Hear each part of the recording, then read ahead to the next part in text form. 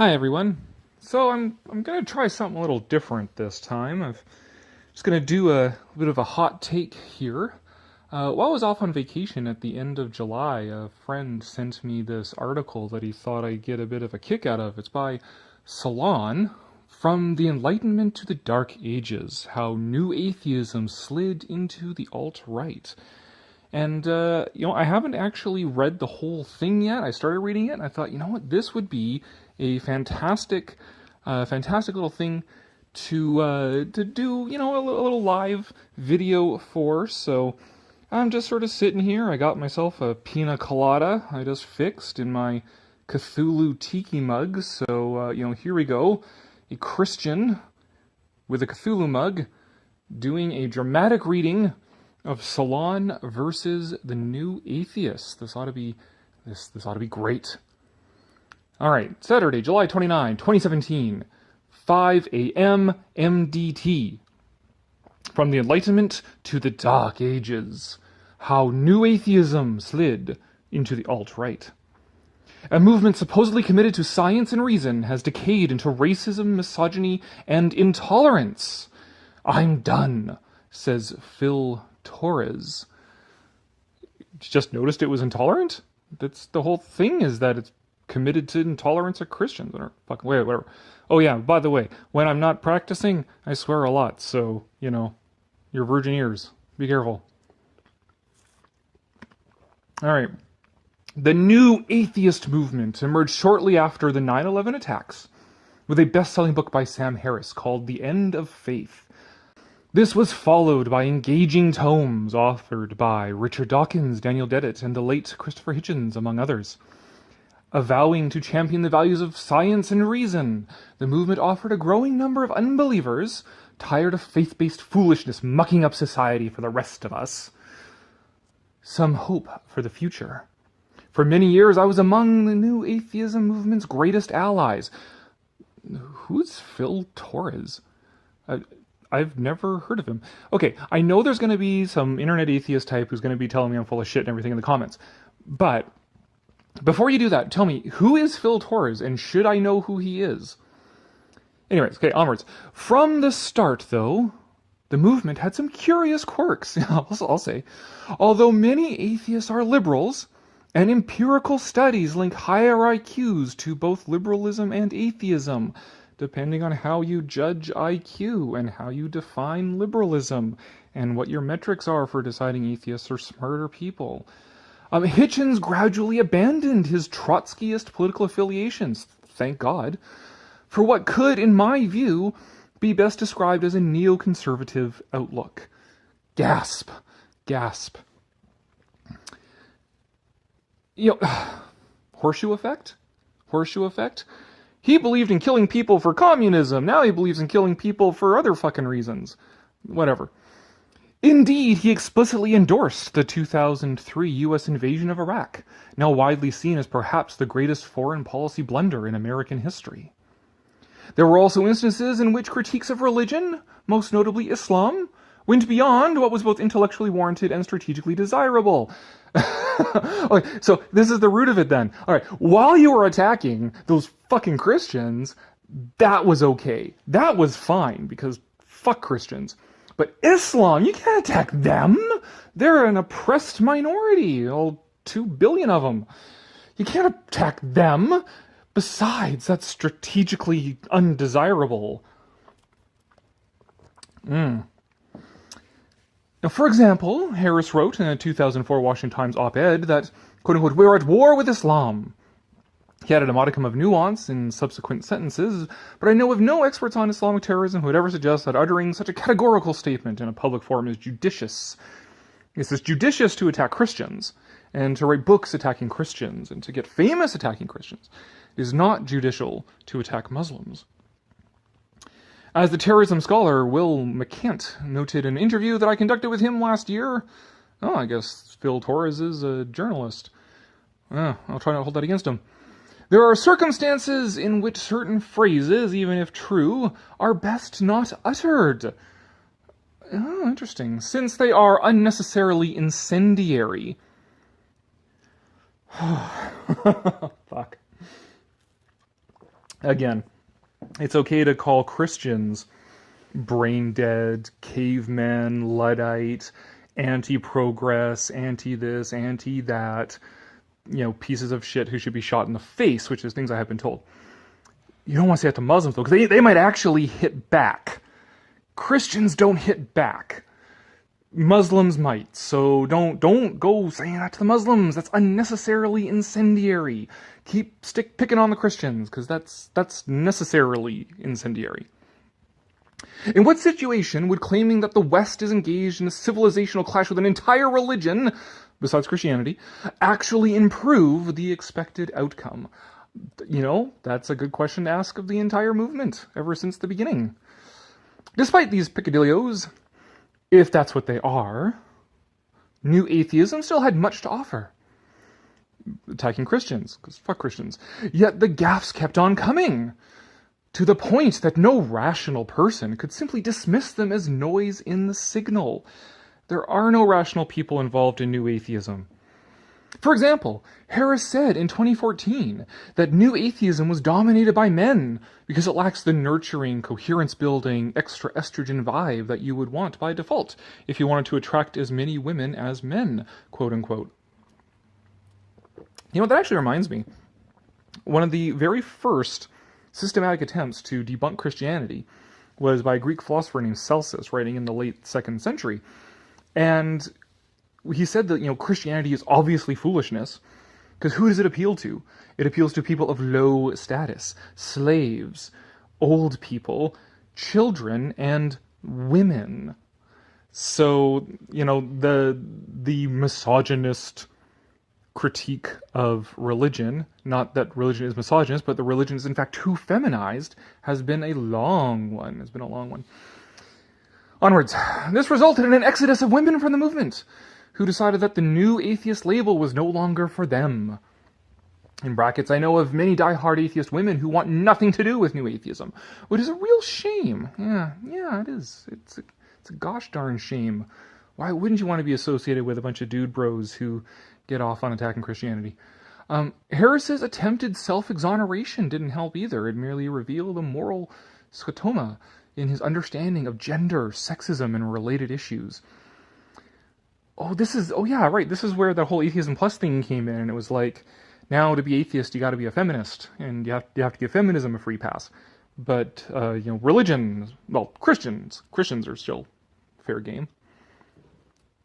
What he should have done is, quite simply, said, I'm sorry. Never say you're sorry to SJWs. That never works. You never accept it. A shark is not satiated with a tiny smell of blood. Never say you're sorry. Never apologize. Because it's never good enough. These words, I've come to realize, are nowhere to be found in the New Atheist lexicon. Let's see. Subsequent statements about profiling at airports, serious allegations of rape at atheist conferences, and tweets from major leaders that, linked to white supremacist websites, further alienated women, people of color, whatever they are, because Africans are not the same as Japanese, and Africans are not the same as each other, and not the same as Japanese, whatever, people of color. Okay, folks that one could perhaps describe as morally normal. Morally normal. What is normal in 2,000 years of Judeo-Christian religious influence in Western society? What you call morally normal, I call godless Christianity. Yet some of us, mostly white men like myself, what is white? Is that British, Russian, French, Swedish, or just American? Mostly American men like Phil Torres. Latino name, but I guess he's a white Latino American. Persisted in our conviction that overall the New Atheist movement was still a force for good in the world by nitpicking at people doing good in the world. It's not New Atheists who are fucking feeding homeless people and, going international, going to war zones helping people and helping refugees and stuff like that, and you're just bitching at people on the internet. It is an extraordinary personal embarrassment that I maintain this view until the present year. Yeah, I'd be personally embarrassed of being a New Atheist too. For me, it was a series of recent events that pushed me over the edge.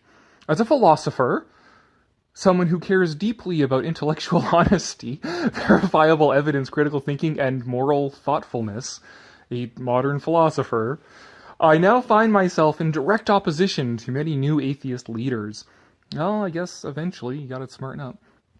That is, I see my own advocacy for science, critical thought, and basic morality, godless Christianity, as standing in direct opposition to their positions. Just consider a recent tweet from one of the most prominent new atheist luminaries, Peter, I can remember his name, Boghossian. Why is it that nearly every male who's a third-wave intersectional feminist, is physically feeble and has terrible body habitus? It's actually pretty good. If this is what it means to be a reasonable person, then who would want to be that? Because reasonable people aren't mean. Reasonable people are kind, unless it's to Christians. Except for the vocabulary. That looks like something you'd find in Donald Trump's Twitter feed. The same goes for another of Boghossian's deep thoughts. I've never understood how someone could be proud of being gay. How can one be proud of something one didn't work for? It's hard to know where to even begin dissecting this bundle of shameful ignorance. Apparently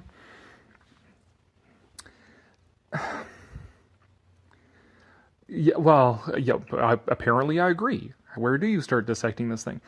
I get where he's coming from. He's coming at it, if I have no idea who Peter Boghossian is either, but he sounds kind of libertarian-ish. Pride for what you do, not pride for what you are. Pride for your own actions, not pride in your own identity.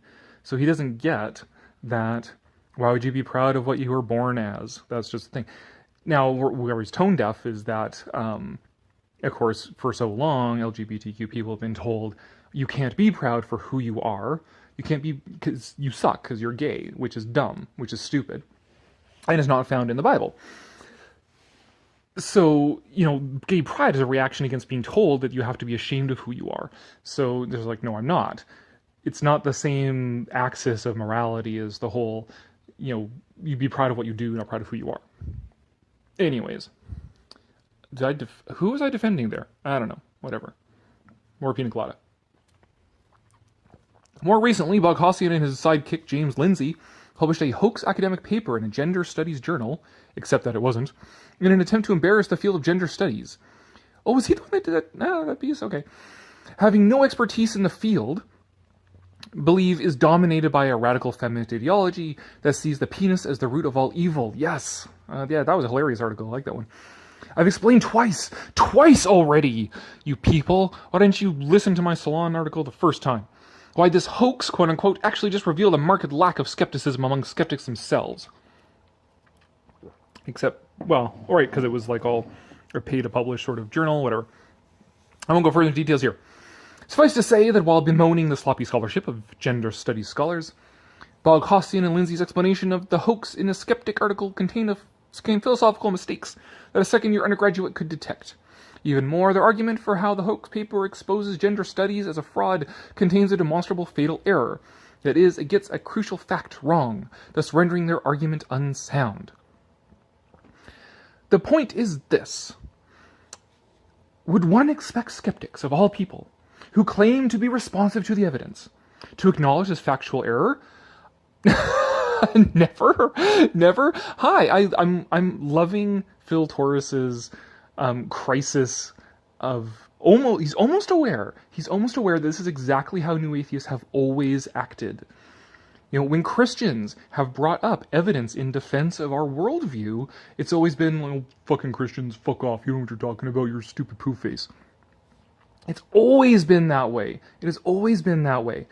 It wasn't too long ago where I was having a debate in the comments of one of my other videos, and the guy preempted, like, oh, he's just going to say something stupid about biblical context and stuff. Yeah, I'm explaining the passage, where the passage come from, what it means, context. But new atheist, internet atheist guy is preempting any possible contradiction. Oh, he's just saying I'm wrong. Fuck him, whatever. Yeah, Phil Torres, this has always been new atheism. Always. And he goes on here, yet not a single leader of the new atheist movement has publicly mentioned the factual problems with the hoax. Had someone, or preferably all of them, all new atheists? How many are there? Done this, it would have affirmed the new atheist commitment to intellectual honesty, to putting truth before pride and epistemology before ideology, thereby restoring its damaged credibility. It never had credibility. Phil has never been intellectually honest, never put truth before pride and epistemology before ideology. Never, never, never. You know, I give you another example. Oh, Jesus is just the same as all these other dying and rebirth God things. No, he is not. Never has he been that. And Dawkins published this stupid meme like years ago, where saying, "Oh yeah, Jesus is just like this guy," and got people in his comment section like, actually, no, he's not. If you actually read the original stories, like Dionysos, who was eaten by the Titans, except for his heart, which was sewn up in Zeus's ball sack, and then regenerated, that's not the same as Jesus. Atheists have always been like this. The new atheist movement has always looked for whatever is worst and never listened to the alternate argument in favor of religions, Christianity specifically. It's always been lying about it. It's always been misrepresenting it. This has always been this way. Even worse, he continues, Boghossian and Lindsay explicitly argue in response to some critics that they don't need to know the field of gender studies to criticize it. Oh, that sounds about right for a new atheist. This is properly contextualized, but as anti-intellectual as one can get. God, I said that like eons ago about like fucking the courtier's reply and stuff like that. Oh, I don't need to know about Christianity to know that it's bullshit. Yeah, you do. You do need to know about it to know that it's bullshit. Otherwise, you don't know this bullshit. You don't know what the arguments are. You have to know what you oppose and know it well in order to actually oppose it. Otherwise, it's just a village atheist thing. I don't believe it. The argument from incredulity. Okay, you don't believe it. That's fine. That's not an argument. So, sure, it is a fallacy to immediately dismiss someone's criticisms of a topic simply because that person doesn't have a degree in the topic. Doing this is called the courtier's reply. There we go. So now he wants to have his cake and eat it too. Okay, it's not bad to do the courtier's reply. It's just bad to do the courtier's reply with the stuff I care about. But it sadly isn't a fallacy, he continues, to criticize someone for being incredibly ignorant, and even ignorant of their own ignorance, regarding an issue that they're making strong, confident-sounding claims about. That's new atheism, talking about religion. That's all it's ever been. So no, Phil, you can't have your cake and eat it too. The courtier's reply has always been a problem. Well, the courtier's reply, just invoking the courtier's reply whenever a Christian responds to an atheist argument. It's always been a problem. It's always just been the argument from incredulity. See, kids, listen to me, Phil says. Knowledge is a good thing, despite what Boghossian and Lindsay suggest, and you should always work hard to understand a position before you level harsh criticisms at it. Otherwise, you end up looking like a fool to those in the know. See, now, my understanding, though, is that their paper wasn't so much that, like, gender studies is bullshit, like we're trying to launch a meaningful critique of gender studies, but that the entry point of gender studies scholarship, quote unquote, is so low that you can publish bullshit. Like it's a critique of the discipline, not critique of the ideas in the discipline. That was my understanding of that whole thing. He continues, along these lines... Oh, I need a sip of pina colada first. Along these lines, the new atheist movement has flirted with misogyny for years. Harris's estrogen vibe statement, which yielded a defense rather than a gracious apology, was only the tip of the iceberg. As mentioned above, there have been numerous allegations of sexual assault, and atheist conferences have pretty consistently been male-dominated, resulting in something like a gender Matthew effect. Many leading figures have recently allied themselves with small-time television personality Dave Rubin. Oh, this guy I never heard of is complaining that Dave Rubin is small-time. A guy who was repeatedly given Milo Yiannopoulos, the professional right-wing troll who once said that little boys would stop complaining about being raped by Catholic priests if the priests were as good-looking as he is. Yeah, it's an off-color joke, but it's obviously a joke. Right, SJWs don't have humor. A platform on his show. In a tweet from last May, Rubin said, "I'd like a signed copy, please," in response to a picture that reads, "Ah, peace and quiet, hashtag a day without a woman." keeping in mind both Milo and Dave are gay, if, say, Paul Ryan were asked, he described this as, quote-unquote, sort of like the textbook definition of a misogynistic comment. Did any new atheist leaders complain about this tweet? Of course not, because some new atheists still have a sense of humor. Much to the frustration of critical thinkers like myself, who are humorless, who actually care about how women are treated in society. Wait, how did he go from the little... Oh, no, right, it's the day without a woman. I thought he was saying, like, the boys getting raped by the priests. It's the day without a woman. Care about how women are treated in society. In fact, the magazine Skeptic just published a glowing review of Yiannopoulos' recent book, Dangerous. The great irony of this intellectual misstep. Never review something that is... what other people believe, is that Yiannopoulos embodies the opposite of nearly every trend of moral progress that Michael Shermer, editor of Skeptic, identifies in his book, The Moral Arc. Good? Let's see, what does he consider to be the opposite of moral progress? Yiannopoulos is a radical anti-intellectual, often ignoring facts or simply lying about issues. Well, honestly, that wouldn't surprise me, but I've never seen people actually bring that up to him in a debate. People have never actually stepped up to the plate and countered him with facts. He uses hyperbolic rhetoric, e.g. feminism is cancer. Hashtag kill all men. Hashtag fuck white people. Hashtag die cis scum. That stymies rather than promotes rational discussion. He holds some outright racist views, despite having a fetish for black guys. He professes nonsensical views, such as the idea that birth control makes women unattractive and crazy. Not unattractive, but, it's hormones that can affect women in certain, sometimes not altogether desirable ways.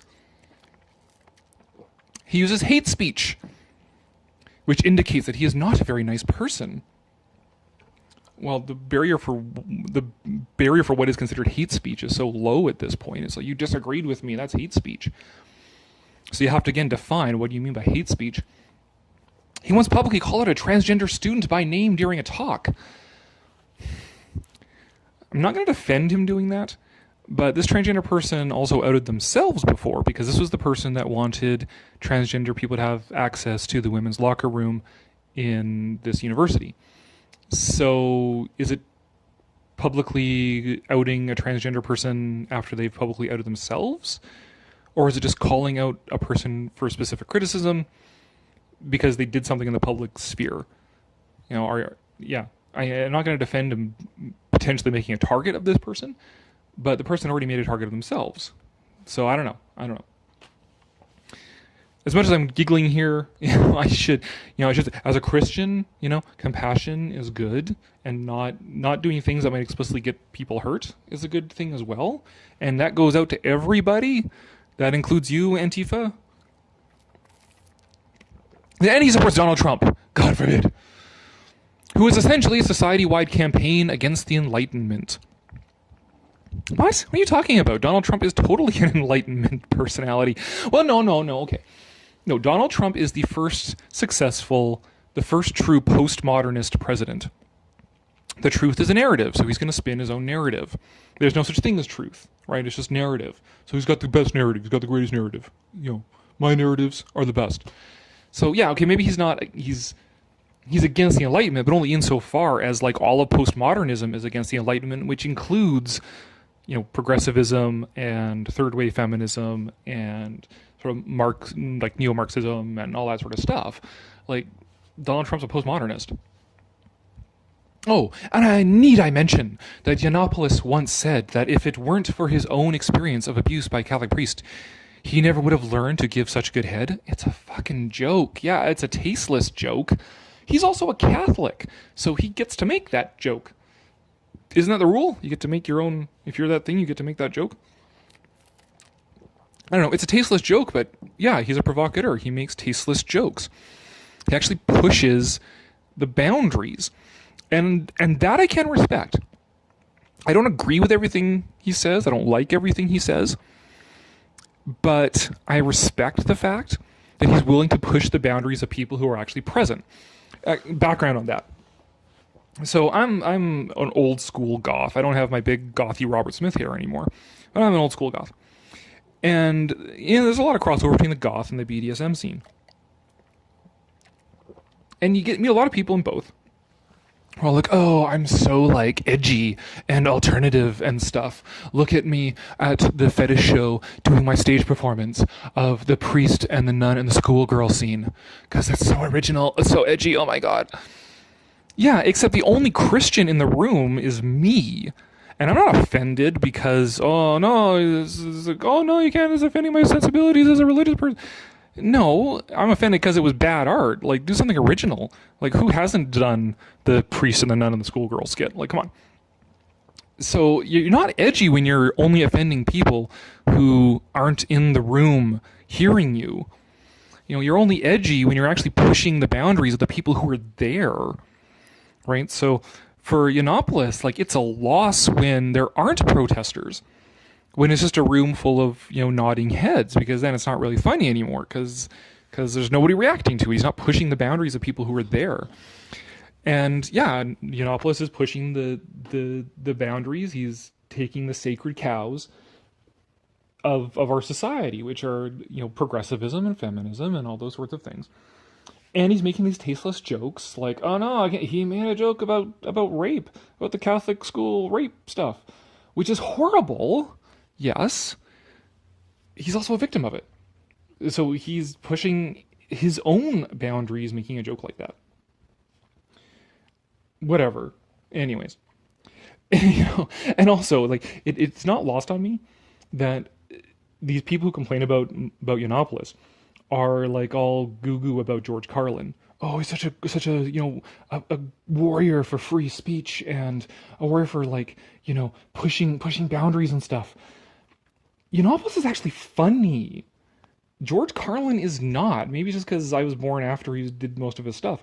But, like, George Carlin's shtick is fuck. I'm fucking swearing about fucking shit. Fuck. So what? That's not funny. Like, he's just, tackling all the sensibilities at the time. But, whatever. All he's doing is just swearing. At least Yiannopoulos makes jokes, right? So these people, they're like, oh, they're celebrating Carlin for pushing those boundaries. They're not celebrating Yiannopoulos for pushing boundaries, are they? So it's, again, what Phil Torres' whole article here is just completely layered with, is the idea that it's okay when you attack the things that I want you to attack. It's not okay when you attack my things. All right, so the humor that attacks those people that I don't like, fucking Christians, that's fine. Attacking the people I like, attacking the issues I care about, well, that's a problem. That's a problem. So here, continuing his article. How long is this fucking article? Where is it here? The merger between the alt-right and the new atheist movement continues to solidify.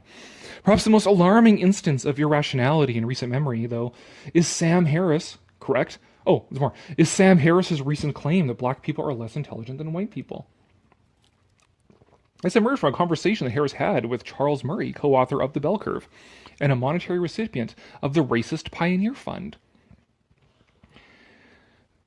I don't know enough about the Pioneer Fund. I don't know if it's actually racist or just you're not checking your white privilege and you're a bunch of white people, therefore you're racist. Well, so I'm not gonna defend it or anything. It's just signaling that the term racist has lost so much impact now that I actually don't know what he means by it. There are two issues worth dwelling upon here. The first is scientific. Despite what Harris asserts, science does not support the conclusion that there are gene-based IQ differences between the races. Correct.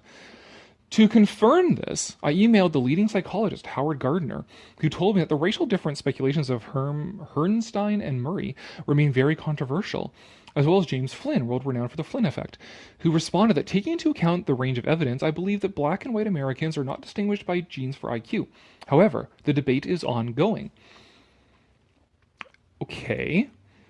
So, what he's saying here is that the debate is still ongoing, and Sam has taken the view that there is a difference, which I would disagree with.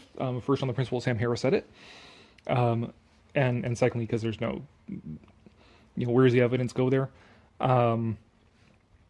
There might be an educational difference between black and white Americans. That would not surprise me at all. But a genetic IQ difference? I don't know. No, I wouldn't agree with that.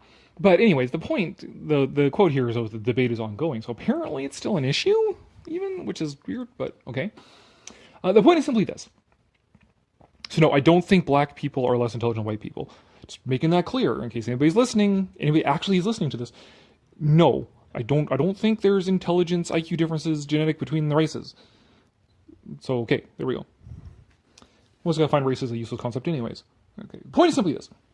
A Scottish philosopher, David Hume, famously declared that the wise person always proportions her beliefs to the evidence. It follows that when a community of experts is divided on an issue, it behooves the rational non-expert to hold her opinion in abeyance. In direct opposition of this epistemic principle, Harris takes a firm stand on race and intelligence, even receiving adulation for doing this from other white men in the new atheist community. A more thoughtful public intellectual would have said, look, it's a very complicated issue that leading psychologists disagree about. A minority says there is a genetically based correlation between race and IQ, while many others claim just the opposite, with perhaps the largest group holding that we simply don't know enough right now. Since I am rational, I too will say that we simply don't know. I guess Sam Harris has his mind made up. But Sam Harris is a moron anyways. So I would assume that he is wrong, just by virtue of the fact that he said it. The second issue is ethical. Is it right, wise, or justified to publicly declare that one race is genetically inferior to another? Given the immense societal consequences this could have. Keeping in mind, switch out race for religion there, and that is the bread and butter of New Atheism. New Atheism has always publicly declared that religious people are inferior to them intellectually and so on, morally, spiritually. Well, yeah, spiritually. We don't have the spirituality of New Atheists and it's wonder of the science and the universe and stuff because I posted this meme from I fucking love science. I'm science guy and I have wonder of science. And you go beyond science and say, oh, who do I thank for this beautiful, amazing, wonderful world that I am in awe and wonder at? Oh, you are fucking Christian. You can't go that far. You're not allowed. You are my inferior. Whew, how strong is this pina colada? All right. Not only could this claim empower white supremacists, individuals who wouldn't be sympathetic with Harris's follow-up claim that generalizations about a race of people don't warrant discriminating against individual members of that race. Well, that's a new one from Harris. I thought he was all about religious profiling. But science tells us that such information can have direct and appreciable negative consequences for members of the targeted race. For example, stereotype threat describes how the mere mention that one's racial class is inferior can have measurable detrimental effects on one's cognitive performance. Yeah, saying that to religious people is fine. You're fucking religion. Fucking Christians. But you don't want to mention that to other people. Similarly, teacher expectancy effects refer to this. If teachers are told that some students are smart and others are dumb, where the smart and dumb labels are randomly assigned, the smart students will statistically do better in class than the dumb ones.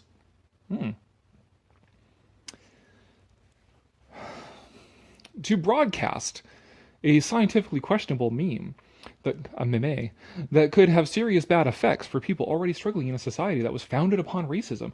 Well, that's the United States. So, sure, I guess. And is still struggling to overcome it is, I would argue, the height of intellectual irresponsibility. You know what? Hold on a sec. Founded on racism. Okay.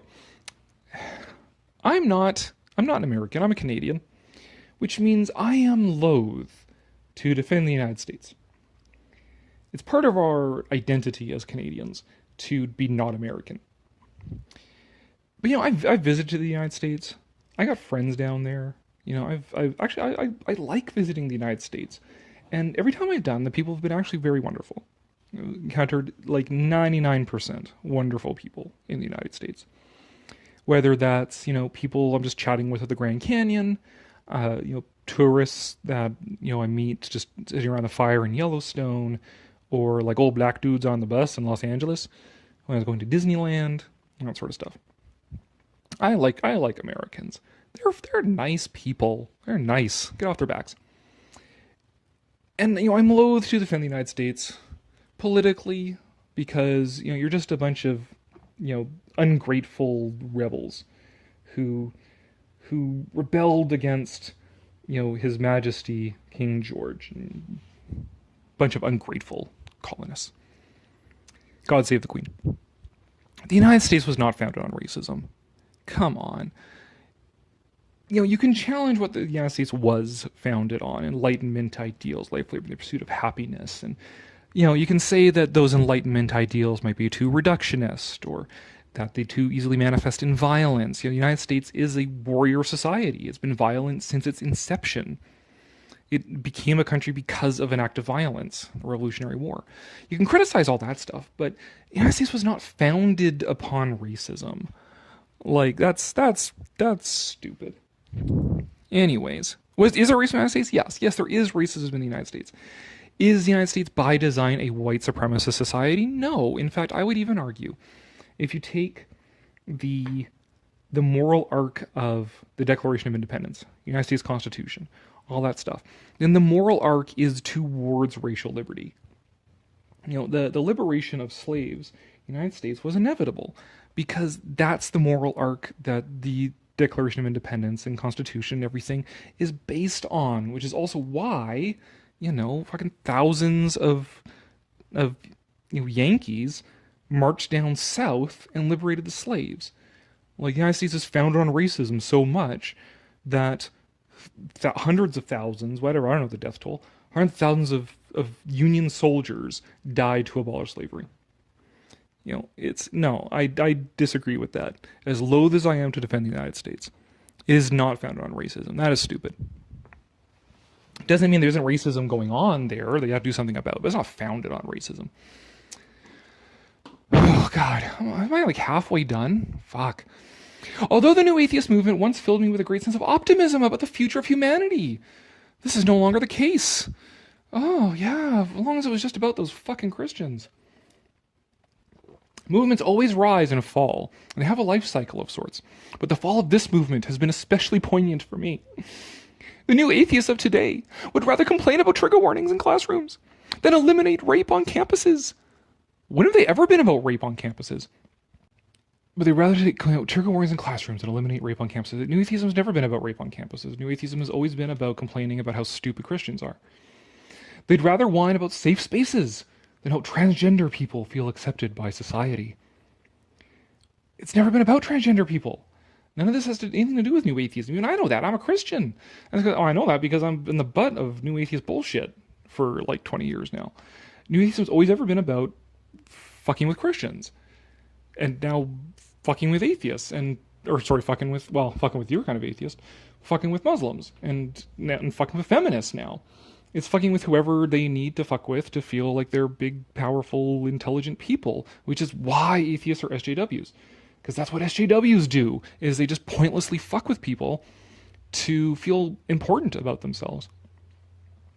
As they loudly claim to support free speech, and yet routinely ban dissenters from social media, blogs, and websites. What? I have heard the exact opposite of that. That these people that you were complaining about are the ones getting banned from social media, blogs, and websites. Which, okay, nothing of value was lost, but free speech. I'm of an older vintage where you debate ideas. And if an idea is fucking stupid, you show why it's fucking stupid. You debate the ideas.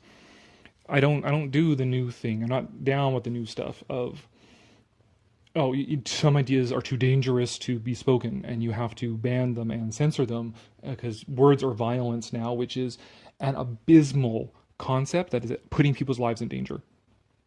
Because if words are violence, somebody says something you don't like, it's okay to use violence because that's self-defense, right? It's promoting violence against people who are non-violent and who are expressing ideas non-violently, which is what we should be doing. We should be debating things instead of smashing bottles over each other's heads and stuff like that. Words are the alternative to violence. Words are not violence. So I don't agree with what Harris and Dawkins and stuff says. And if they get bland, it's like nothing of value was lost. But they should have the right to speak. Like, come on. They say they care about facts, yet refuse to change their beliefs when inconvenient data is presented. That's not new. They decry people who make strong assertions outside of their field and yet feel perfectly entitled to make fist-poundingly confident claims about issues they know nothing or know little about. Yeah, that's not new. That's what the courtier's reply was invented to deal with, is the fact that these guys who don't know shit all about theology are making these grand theological claims, and then when actual theologians who do know their shit say you're wrong, oh, that's courtier's reply. Yeah, it's just blah, blah, blah, blah, blah. That's not new, Phil. You're just complaining because it's against your thing now instead of just against those fucking Christians. And they apparently don't give a damn about alienating women and people of color, a truly huge demographic of potential allies in the battle against religious absurdity. Really? Most black people in the United States are Christians. And most of those who are not Christians are Muslims. Most people of color in the U.S. and black people are religious. And, you know, like actually it's slightly more than half of, like actually a fair bit more than half of Christians are women as well. So it's not, I don't think that demographic is as big as you think it is. New atheism has always been a rather elite activity, demographically elite activity of racially, economically privileged people. I discussed that a lot in my video on religion in prison. On a personal note, a recent experience further cemented my view that the new atheists are guilty of false advertising. Really? A podcaster named Lalo Dagash saw that I had criticized Harris's understanding of Islamic terrorism, which I believe lacks scholarly rigor. In response, he introduced me to his Twitter audience of 31,000 people as follows. Phil Torres, at whatever, everyone, mourns the loss of ISIS and celebrates attacks on atheists. Below this tweet was a screenshot of the last two articles I had written for Salon. So he's right, obviously, then, if you're writing for Salon. One about the importance of listening to the experts on terrorism, and the other about how the apocalyptic ideology of the Islamic extremists of ISIS is more likely to evolve into new forms than go extinct. If you're writing for Salon, I mean, I'm supposed to read your article to give you the benefit of the doubt, but if you're writing for Salon, I'm going to guess that probably this guy that you're complaining about is not altogether wrong. Now, first of all, Dagach's tweet was overly defamatory. That's new atheism. That's always been that way. I wrote him asking for a public apology and heard nothing back. Of course, I never apologized to SJWs, although he quietly deleted his tweet.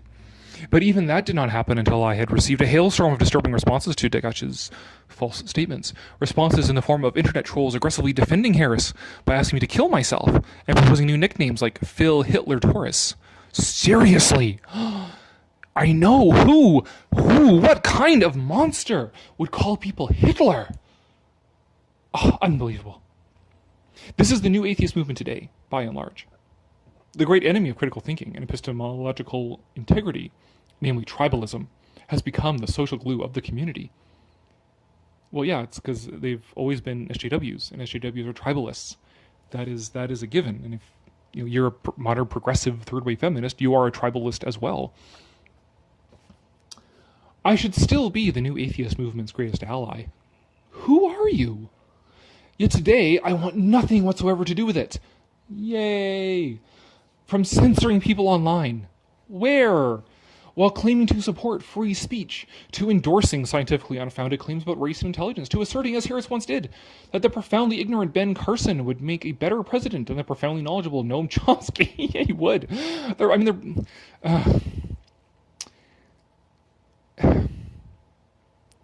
I don't think Ben Carson would have the skills to be president. Like, knowledge-based stuff, but Noam Chomsky would not, he's not prepared to be the president because he doesn't support the system that you need to support to be president. Okay, what I mean is, that was a very Bishop Barron moment there. Here's what I mean. That I'm a pacifist. I don't believe in the use of violence. Even self-defense. I don't believe in violent self-defense. Yes, you get a lot of mileage when somebody's like, give me your wallet, and you're like, have you met my friend Jesus? I would never run for Prime Minister of Canada. Not you run for Prime. I never run for politics in Canada. Because if you are the leader of the country, you need to do what is necessary for the good of your country. So I can never be Prime Minister of Canada, because I would be like, abolish the military, which the country needs the military. I mean, Canada, we could probably do with a Japan-style self-defense force. But the point is, you need to do what's necessary to run the country. And if you're not prepared to do that, you shouldn't run for president. So Noam Chomsky, smart guy, yes, but he's not prepared to be president. He doesn't want to protect the United States. He doesn't want to do what's necessary to be the American president. So Ben Carson would be a dumb choice for president, but Noam Chomsky would not be willing to be president. He wouldn't know what it takes. So, I mean, I don't know what Harris said specifically, but there's my take on that. Would make a better president than profoundly knowledgeable Noam Chomsky. The movement has repeatedly shown itself to lack precisely the values it once avowed to uphold. Avowed, yes. Actually, no. Words that now come to mind when I think of new atheism are unnuanced, heavy-handed, unjustifiably confident, and resistant to evidence. Now come to mind. That's not new, Phil. That's not new. It has always been that way. You want unnuanced? One of my favorite new atheist moments was the introduction, the very beginning of Richard Dawkins' documentary, Enemies of Reason, where he says that there are two ways of looking at the world, and it's either through the evil, superstitious, religious way, or through the light and beauty of science. Only two. That's a false dilemma fallacy he used to introduce a documentary called The Enemies of Reason. New atheism has always been this way, Phil. Always. See, not to mention, on the whole, misogynist and racist. And while there are real and immensely important issues to focus on in the world, such as climate change, nuclear proliferation, blame it on the pina colada, food production, ocean acidification, and the sixth mass extinction, and so on, even the most cursory glance at any leading new atheist social media feed reveals a bizarre obsession with what they call the regressive left. This is heartbreaking, because humanity needs thoughtful, careful, nuanced, scientifically minded thinkers more now than ever before. All right, well, that was a much ado about nothing. The main takeaway, as I have said multiple times, Phil, is that this is not new. You are only complaining about this now because new atheists are going after your thing. As long as they were going after the people you wanted them to go after, as long as you're just going after those fucking Christians and their fucking Christian bullshit, you were totally cool with it, and you were totally on board with it.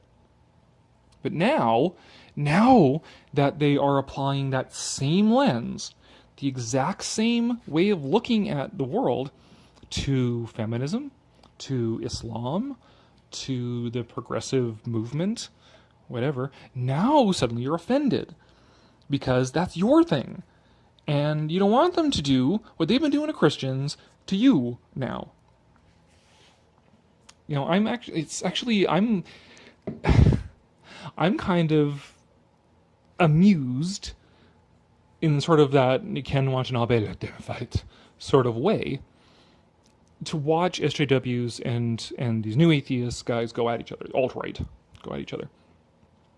Because now both of you, the SJW atheist guys, like yourself, Phil, and the alt-right new atheist guys, going at each other, now know what it's like to have been putting up with you guys, as a Christian, putting up with you guys for so long, for like 20 years now.